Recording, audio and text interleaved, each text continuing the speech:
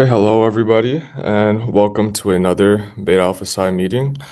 Today we have Dr. Beeson here today to speak with us.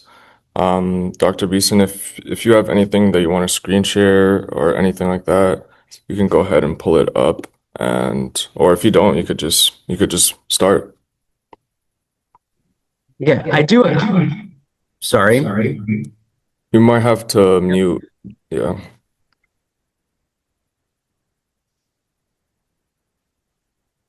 Okay, y'all hear me? yeah, we could hear you. Good, thanks. Thank you for having me. First off, it's nice to be invited to talk to students and everything, even though there's only a couple of you in the room, but I'll try to talk to you and talk to you. I'm a professor in management, and I'm also recently became the director for this new center, which is called the Center for the Interdisciplinary Study of Leadership. And so my good friend, Dr. Collier, asked that maybe I come and talk to you all about specifically about team leadership. And so I have a quick video. I'd like to discuss a couple of things, and I'll leave you with a handout. And I can't imagine I'd be anywhere close to that. So, so that's probably good for all of our schedules and days. So, if you could be screen on, I would appreciate it. I understand not everybody can all the time, but thank you. And thank you, Jamie, for having me.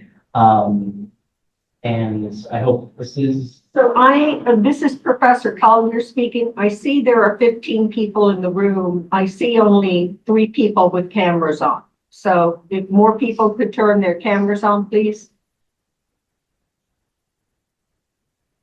Okay, so I'm gonna start by showing a video, and it's gonna talk about the different stages of team development, and then we're gonna talk through kind of like what are things we might want to do when we're starting in a team, particularly if we're a leader of that team, and things we might do at different other points in order to make really good team success. And then after that, I'm just gonna talk a little bit about psychological safety, which is an important factor in all successful teams. And again, I'm going to keep this super interactive because like you get enough classes with people like me talking at you with a bunch of stuff. So I'd rather, be able to, make this a bit more interactive. So we're going to watch a video based on the Lord of the Rings, Fellowship of the Ring movie, which probably most of you have seen. And if not, it's a classic of literature and film, and you'll follow along perfectly well. Let's see here. Okay, so this video talks about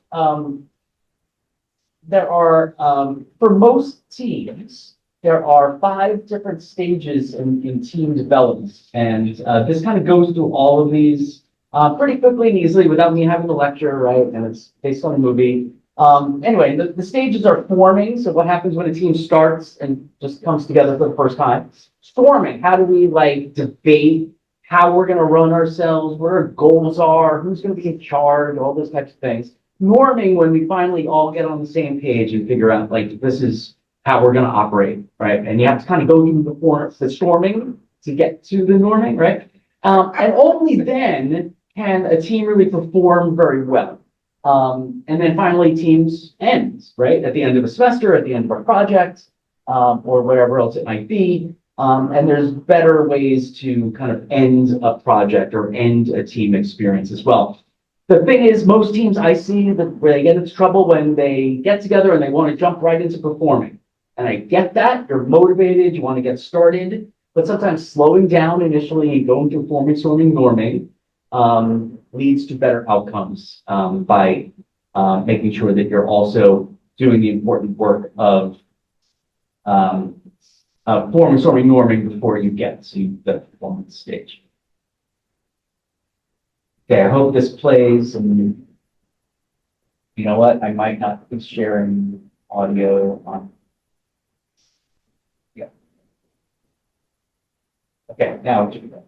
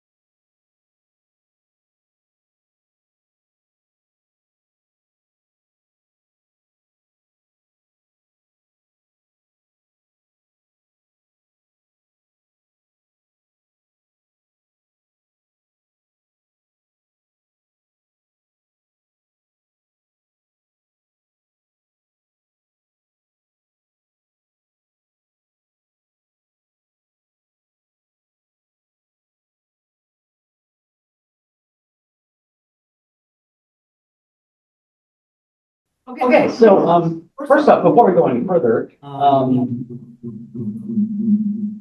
didn't touch anything on my computer, so. Carla, do you have? Is it mine? we have an echo. Oh. Guess it's not. Okay. It might have been my Okay. All right. It's usually us older folks who are not digital natives. Anyway, so first off, any thoughts? Did that like, yeah, anything like pop at you during watching that video that like you thought was an interesting kind of insight into this, or an interesting moment that struck anyone? I just love to open it up to anyone. Yeah. Yeah, I found that when I work in groups, like, there's always a little bit of arguing before just to get in the right direction. So I definitely felt like that part when they were Yeah. arguing about who's gonna take the reign. Right. Pretty accurate. Yeah, and also it's kind of interesting too, because if you remember the movies, Gimli the dwarf and Legolas the elf, right? Initially are like, never an elf, never a dwarf. Like they were like compete, like, oh, so you're gonna do this. No, I'll be dead before I see an elf do this, right? And then by like not too long later, they're like best buds, like really. And sometimes going through a conflict situation and handling it pretty well, like really leads to better things, right? So sometimes we're afraid to like engage in conflict sometimes because it's uncomfortable and stressful, right? But sometimes that deprives us from the good experience of settling something, which can help us then to something better. And I think sometimes, we like to avoid conflict sometimes, depending on their personalities, and sometimes that can be a detriment. But thank you. Anyone else, any moment in there or any thought that that brought to mind? I have a point to make, or more of a question. I'm curious if that second stage of conflict is necessary, or if it's one that can be, kind of accomplished by means of just agreement. Yeah, well, I mean, it doesn't have to be quite as stormy as that, right? Or that traumatic event, right? But you do have to kind of go through the process of figuring things out and making some decisions, right? And initially there might be some disagreements, but it's like, who's going to be in charge? Who's the leader? If it's a project for one of your classes, for example, it's like, when are we going to meet? How are we going to do our work? How are we going to keep each other, like, monitor each other's work to make sure nobody's like slacking off and ruining it for everybody else, right? Like if you engage in those conversations early on, it's even if it's like, it could be contentious or not, but if you engage in those questions early on, right, then you don't have like the, oh God, it's 10 weeks later and this person hasn't done their work, or they didn't understand what was needed from them, right? So sorting through all that is really important, and it doesn't always have to be, knock down, drag out fight, but you have to go through those questions. And if you go through those questions, you deal with all those issues in the beginning, and that lets you, in this case, when they get to the performing mode, they can kick ass together because they're already kind of bonded and they already kind of know the assignment and what their roles are, right? It prevents a lot of problems afterwards. If you jump right into performance, that's when you get tripped up later on when it's too late to do anything about it. You'd rather have your failures and disagreements early on so you can like fix the problem as you go. But that's a good, that was a good question to say. Yeah, Elliot. Hi, Professor. I wanted to ask you, has the concept of conflict being misunderstood or maybe normalized in a different way I feel like, in my opinion, conflict has been normalized or misunderstood as being necessary to be like physical instead of maybe ideologically or, like conversational. And I feel like maybe because there's a misunderstanding about what is conflict, people tend to avoid because or mostly I feel like they think that it's most like physical instead of, Yeah. No, I do. We have a lot of conceptions about what conflict is and what it means, what it portends, right? When we experience it. But the fact that two people might have different idea of where they want to go to lunch is a conflict, right? It doesn't have to be like big conflict, right? But you gotta work it out. You gotta express like, here's what I want, here's what you want, how we're gonna work it out, right?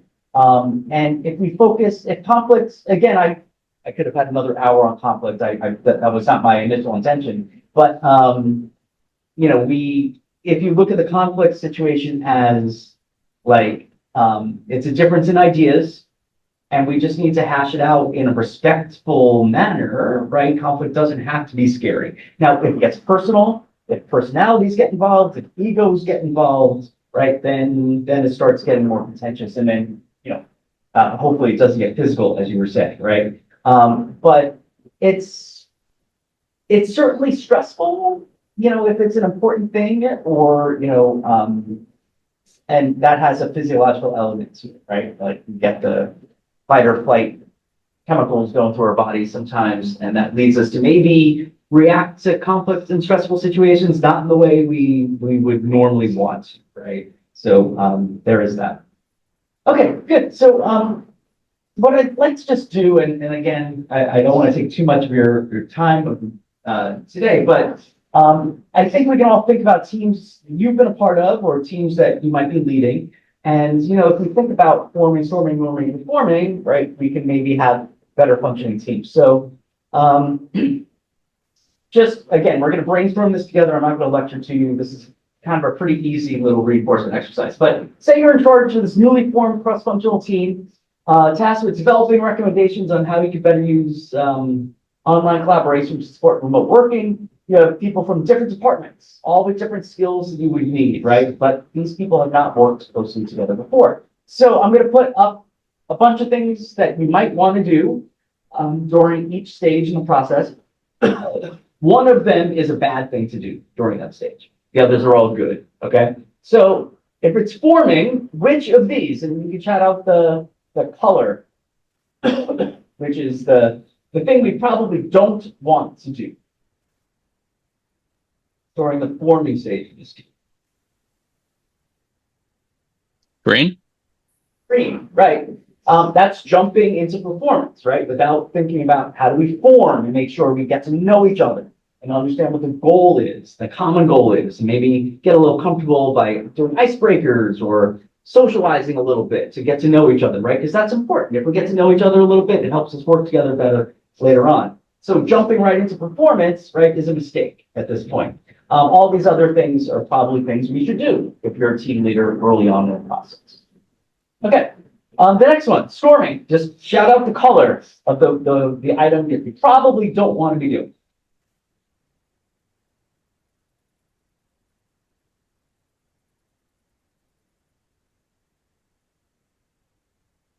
Again, you're the team leader here. The storming stage is happening. People are debating stuff.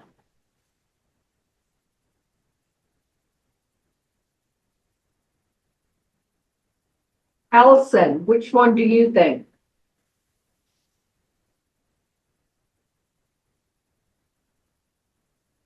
I I know think it's the first one. Really? Okay. I thought the second. second one. Yeah. The blue, right? We probably don't want to just jump in and make all the decisions for the team because we're not comfortable with conflict, right? Or if we're a team leader, this is like micromanaging your team now, right? You have to be a little comfortable with letting the team work some things out. And you can hold the meeting where that happens.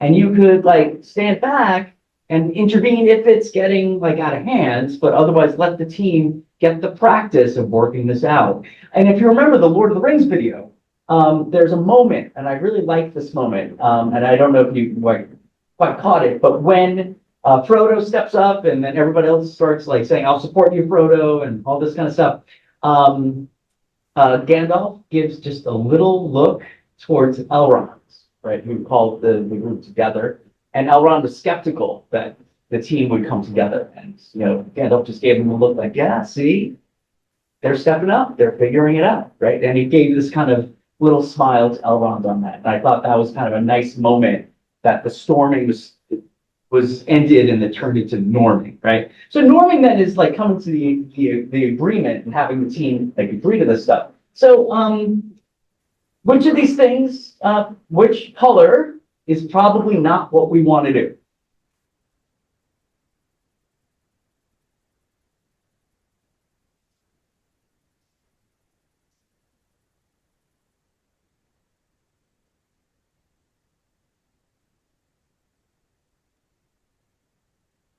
I will admit the middle two are more important in some contexts than in others, right?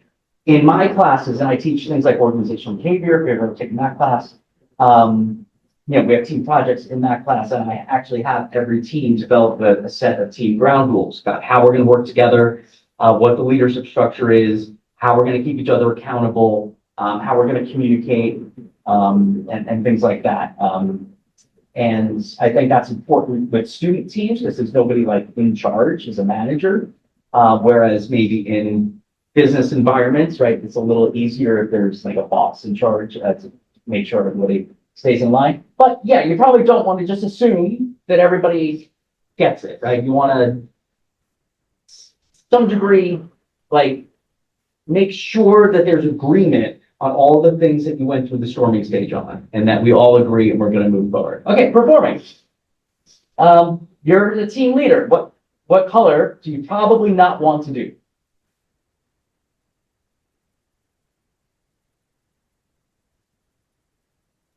Red. Yeah, you don't want to go too far either way, right? You don't want to be like a totally hands off and not know what people are doing because things will get off track. But you also don't want to micromanage on the other hand. And the other ones, kind of seem like, you're going to help them with the structure, right? Maybe of deadlines and goals and things like that. Check in with the group, but trust them to do their work, but check in to make sure, right, every now and then. And also making sure that they're doing their work, but also that the team dynamics are good, right? So we're not just results oriented, we're also making sure that everyone seems to be getting along pretty well. There's none of this like bubbling up frustration because some people don't get to have their say, or that there's like unresolved conflicts and things like that. And then finally, your project is a success. The team did a great job. What might you do? What might you want to avoid doing at the end of this project team that you've been managing? Yeah, definitely green. Yeah, you probably just you want to do something about the end of a team. So celebratory dinner, thanking every team with a certificate, whatever. Hold the final team meeting to debrief. So what went well? What didn't go so well? What could we improve upon next time if we were going to do something similar? Because the other thing when we're dealing with teams like this, and again, in like say you get hired in your career job and it's a couple years later, and you're working on this temporary team for a few months, right? And it does its job and it disbands, right? And you go back to your regular job. A couple months later, you might be put on another team working with a few other people, including somebody maybe from the team you worked with, right?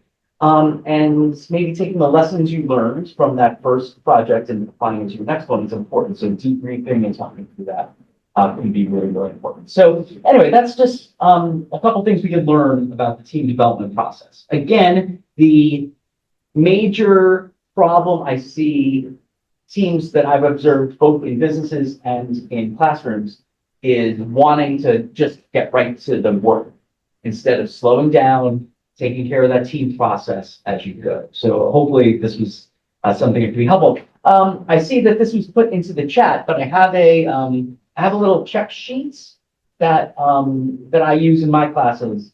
And it's not every item on the check sheet might be relevant for every project you're on, but I would recommend the next time you're in a project team, whether it's class or in your internship or in your job, think about these things. And check off as many of these as you can, and that'll keep you kind of, I think, on the right path. So I just want to leave that with you. Okay. Yeah, good. Thank you, Damien. Damien has posted that to the chat a couple times. All right, and then let me just move on to one or two more things, and again, then we can move along.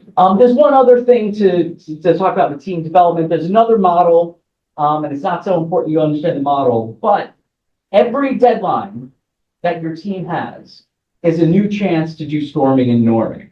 And I think that's the key point I want to say here, is that if you look at, like, say do you have team projects in your class? Some of them, yes. Okay. So it might be like an 8-week project, right? If we just say, okay, at the end of 8 weeks, we want to do this. Okay, maybe not, right? But say, what if we had a short-term goal that at the end of week 3, we're going to finish the first part? Okay.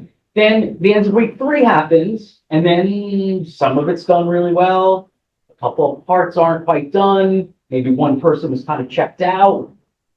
Now we know, right? And now we have this information to like work out the problems, right? It's another chance to do storming and then agreeing on how we're going to work together. So maybe that person who checked out didn't quite realize that this was their responsibility, or maybe they're just a slacker and now we need to make sure we're more on top of it, right?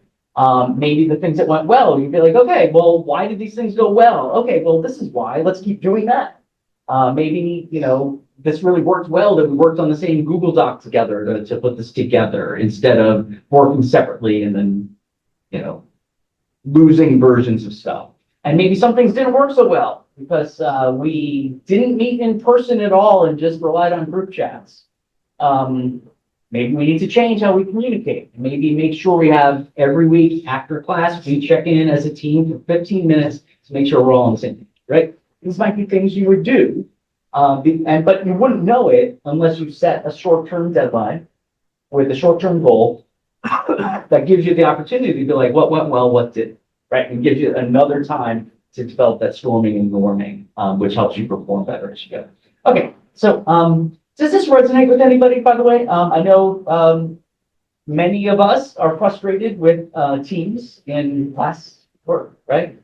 Because a lot of times some people don't do what they're supposed to do, and leaving other people, probably you all, because you're like, seem to be the students who are actively involved in other things, you know, get stuck having to do more work. So you raised your hand saying I that, sure did. yeah, No, I'm just thinking, first of all, about BAP. Some of our leaders aren't here, yeah, and they should be.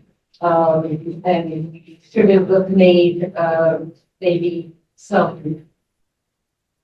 doing some norming at the beginning. Okay. I made an assumption that probably shouldn't. The other is, I wish, I have a class where it's all casework. okay, So they do it, and most cases, they do with the group. They don't go for the whole semester. Yeah. But they could go 3 weeks at a time. Yeah. I'm gonna post some of this, you Great. know, even though this semester they've been doing it for a month. Awesome. Because I know I've already Been told they have trouble sometimes. I find out towards the end of the semester, someone hasn't been pulling their weight. yeah. And then it's too late to do anything, really, right? Yeah. I think that's a common experience. I see you nodding your head a little bit, but I think something like that.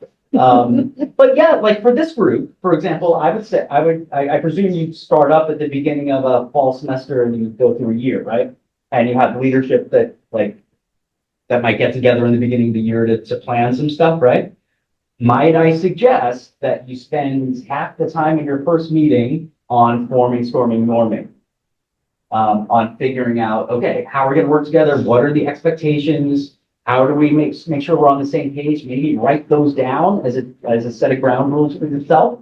And you won't get later in the semester, oh, I assumed everybody knew this, or I thought everybody was on the same page, because you went through the process, right? So again, it's a work in progress. This is why the organizational behavior management quantitative side of business school, right? I feel like we can be important too, because you know, this is the kind of stuff we help people with. But yeah, I think that's important. Does anyone else have anything you'd like to share or any experience here? Well, I'll just mention a point that personally I really dislike storming. I find it just frustrating, and I much rather the direction of just getting a task and knowing what needs to be done and that being distributed than figured out. Okay, well, everyone has different personalities, strengths, and weaknesses, right? Yes. I would think that every team, one of the benefits of working in a team is that people have different strengths, different orientations to stuff, and different personalities. And maybe your direct go-ahead energy, right, is something that adds to a team, whereas someone else being like, hey, I'm gonna let's be concerned about the process and the other things, right? Is something that could balance out to some degree your drive to move, Push.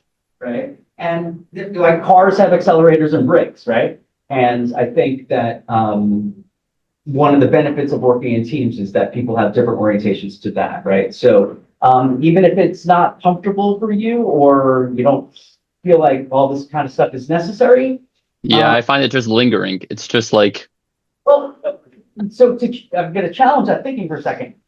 It's not lingering because what I'm saying is what you need to do is deal with it early on so that then you don't have to, then you can kind of not have to worry about it because you pre-handled like miscommunication. You pre-handled the opportunities for misunderstanding or for people going off in the wrong direction. so, well, I'd counter that and say, go ahead. Yeah. Well, I was just going to counter that and say that you're right in the long term, as in if this was a group forming that was intended to form, let's say, for a 6-week project, or if we're going to be working together for the next while. I'm thinking this specifically in regards to, I even have like an event. We were at a, like a company put on a, like, join us in the office day, whatever it was. And so they very much had these 5 stages. First was like the meet, everyone kind of like found themselves situated in the room. Then there was very much an emphasis put on storming, where like you would figure out where your place was. And then there was the task for the day and everything that followed. I just like the storming part of it, we were not going to meet the next day. So like it would have been much better if we just had direction on what that day was supposed to be. Okay, that's fair. Some of this is dependent on the time frame that we're working in, right? I wouldn't spending half the available time for you to do something on storming and norming, right? Again, adjust as appropriate, but keeping in mind that it's important to get onto the same page before you get to work, because again, you're pre-solving problems by going through that. Yeah, for sure. But again, I agree. Like if I had 4 hours with people to work on something, I don't want to spend 2 of them storming and norming. I maybe want to spend, I don't know, a half hour or something. Yeah. To set the terms, make sure we all like know each other a little bit, can understand each other a little bit, understand the project, know what's expected, and then boom, go. Like I think that's reasonable. So thank you for that. That was I always appreciate being kind of back and forth and stuff like that. Great. Okay, so let me just actually, this is a great example. You're leading me to my final topic, which is the notion of what's called psychological safety. Okay, so one thing, really good teams give people what's called psychological safety. So the team believes that it's okay to take risks, to express their ideas, to speak up with questions, admit mistakes, be yourself. And the best teams understand this. Now, this means, again, right, some attention to how people get along as opposed to just driving forward with performance is important to put the terms to this, right? So the fact that, again, the Lord of the Rings team, right, the fellowship, they call themselves a fellowship, not just a team, right? They went through some debate, they bonded over like their common goal. And if you remember the movie, they have an early process where they have to go through a few minor adventures. They really bond, they become like a team that really respects each other, and if people are willing to share ideas, even if they're not the best ones, and then they do what they need to do and save the world from sorrow. But anyway, psychological safety is really important because if you're in a place where you don't feel like your ideas are appreciated, where you can speak up, or you can take a risk, or make a mistake, right? Then you don't get the best performance out of people. Everybody's like protected, right? And they don't like contribute all that they can. They're worried about losing status or power or getting in trouble or things like that.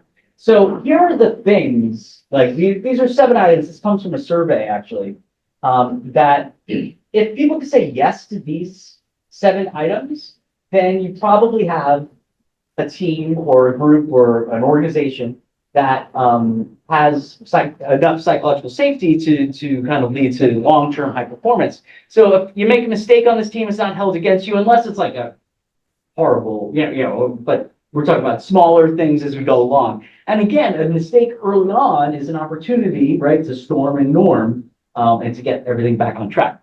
Members of this team are able to bring up problems and tough issues. That's like not avoiding conflict, right? So being willing to engage in disagreement and debate. People on this team sometimes accept others for being different, right? So people have different backgrounds, people have different orientations to, or different attitudes towards the work and things like that. And that should be okay. It's safe to take a risk on this team. It isn't difficult to ask other people on this team for help. No one on this team would deliberately act in a way to undermine my efforts, right? Believe me, once you get into the business world, you will sometimes see this overtly political behavior where people might do stuff like that. I mean, it does happen in workplaces. And then finally, working with members of my team, my unique talents are valued and utilized, which means people took the time to get to know you a little bit as a person, right? And see like your characteristics as potential strengths. So I guess what I'd like to do, and the final thing I'd like to do here today is just have you brainstorm. And some of you can maybe say this out loud. Others of you can type this into the chat if you don't feel like you want to like jump in verbally. But what's like something you could do in a team environment to make people feel more psychologically safe? I would like to get some of your ideas of what you could do if you were a team leader or a member of a team to make sure that everybody else in your team feels safe to bring up ideas, to to do some of those things that we just talked about up there. So again, verbally, or just want to add some things to the chat. I welcome several ideas. I'd like to get 5 or 6. Yeah, I mean, like you could encourage people to like speak their mind or say what they have to say. And then if they do come up like with an idea or anything like that, to not like immediately shoot it down or make them, feel any kind of way when they do bring something up. Yeah. So if I could probe that for a second. So how do you what are you doing like with your voice or your eye contact or your body even when you're like inviting people to say that? Yeah, that's true too, like maintaining eye contact, like body language, like you just mentioned. I don't know how to specifically say it, but yeah, like How receptive does it seem like I am to your idea, brother? seem like you're annoyed. Okay, versus Well, now you seem like How do you bring that to another team member's attention without being, that they're not doing that, you mean? Okay. Well, first off, you can be the change you want to see, first off. So Damien is talking about that's your intention, right? Is to make sure people feel comfortable coming and also to make sure that we acknowledge people's ideas, right? We don't shoot them down immediately. We maybe say, okay, let's explore that. Let's talk about it. What do you think? What do you think? Instead of saying, no, that's a stupid idea. Get out of here. Right? Like that's your intention. So if that's your intention, you then should monitor yourself and how you communicate, right? And you want your nonverbal communication to match your intention, right? Because then it really works. So thank you, Jamie. To your question, Dr. Collier, this could be part of the, again, I hate to go back to the sound like a one idea person here, but I don't want to introduce too many new things. Again, when you're forming, storming, and norming, right? Some of the team ground rules that I often have my students put together is a lot about how we treat each other. And so some of it is like, we're going to coordinate, we're going to set up a group chat to coordinate. We're going to check in with each other in person at least once every 2 weeks. So it could be logistics things, right? The third thing can be, we are going to be respectful of our teammates. We are going to ask for and listen to people's ideas. We're going to handle conflict in a constructive manner. We're going to, if somebody messes up, the first question is, okay, what can we do to help get you back on track? The second question might be, okay, like, get going, right? Like these are things that like you can document, right? And I remember this, and there's a colleague that I know you and I have in mind as we're exploring this, but I won't say anything more, who does a poor job with this stuff.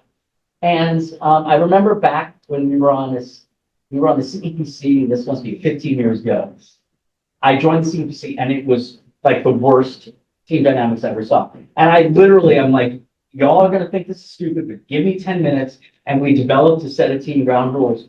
And then whenever that person went out of line, I just held up the sheet of team ground rules and I said, we all agreed to this. And it didn't solve it, but it made it better. So, yeah, people are people. Some people are more difficult to work with than others. You're going to work with all types of people, including very difficult people to work with.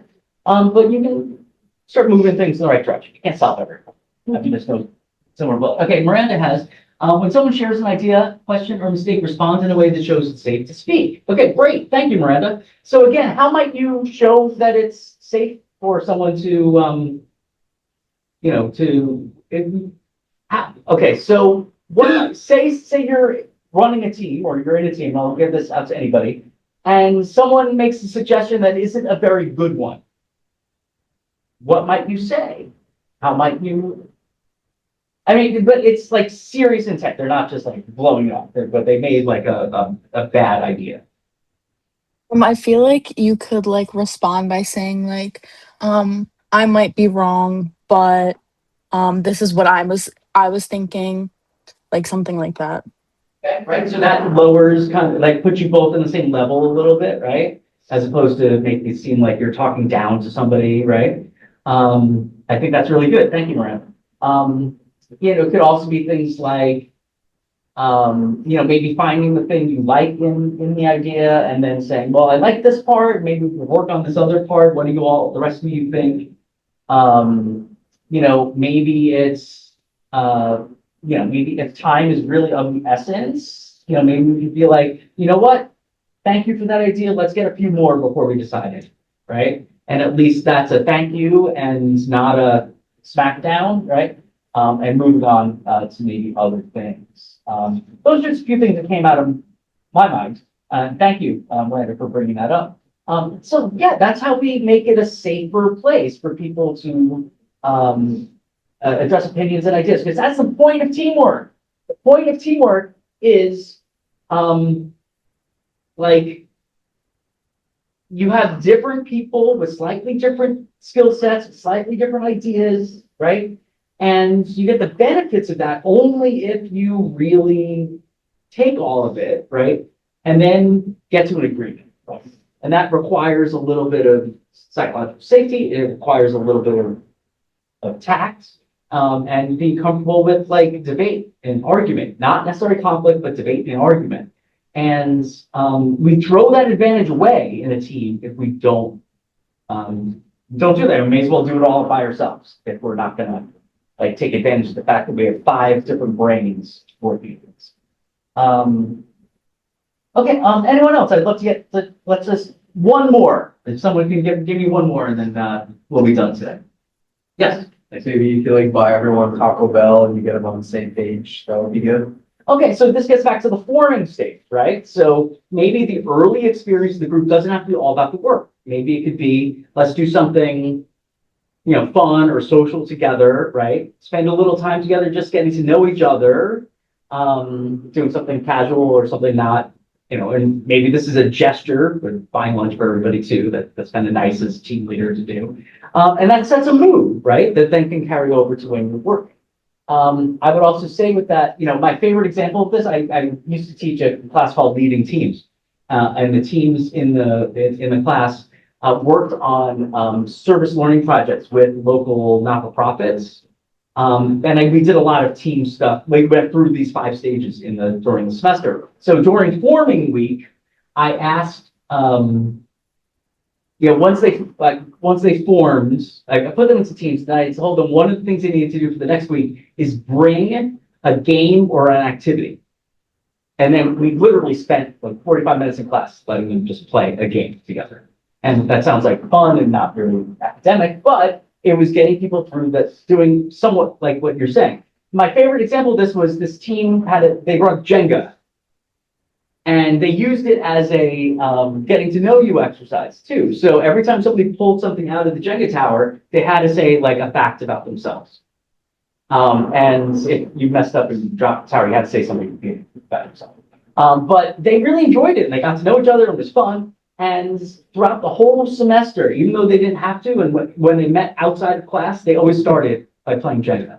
And I just thought that was kind of nice. They enjoyed this early experience so much, they decided, let's take 5 minutes before we meet and do our working session or whatever, and just like pay tribute to the socialness of arts. Now, it doesn't have to be Jenga, it doesn't have to be like jokey and fun or whatever, but I think spending a little bit of time to getting to know each other as people helps you with that psychological safety, right? Because people then are more comfortable to disclose things and share ideas. I think that's really smart. Okay, so with that, I'm done. So your extra class session this week, I hope it was reasonably fun and interesting. Professor Collier again asked me to be here because periodically you want to do like skill building stuff here, Exactly. not just finance stuff. So I hope this is something that could be helpful to you. I would just recommend again the template that is that Damien put into the chat here. Just has a pretty long checklist of things you might want to do to avoid the most common problems of working in teams. I'll leave that to you. You want to use this in class, you know, feel free. I wrote a whole book called We Hate Team Projects.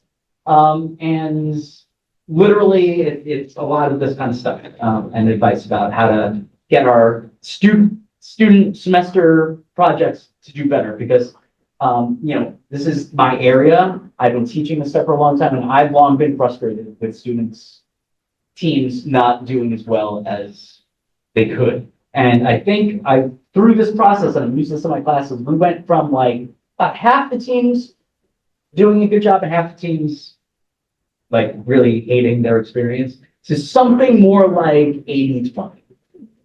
And, you know, there's still 20%, can't solve every problem, but, you know, that moves the odds here. Anyway, that's that. Thank you. Thank you. Yeah, sure. And let me just say, again, I'm a full-time professor here. My main office is over on the Metro campus, but I teach on both campuses, plus even at our corporate partner MBA program. I'm around. I'm easy to find. My email address is just my last name, which you see on the screen here, at fdu.edu. If I can ever be of help to you, please let me know. Thank you for having me. All right. Thank you very much, Scott. It's a you. nice break from accounting. Yeah, I was just about to say that too.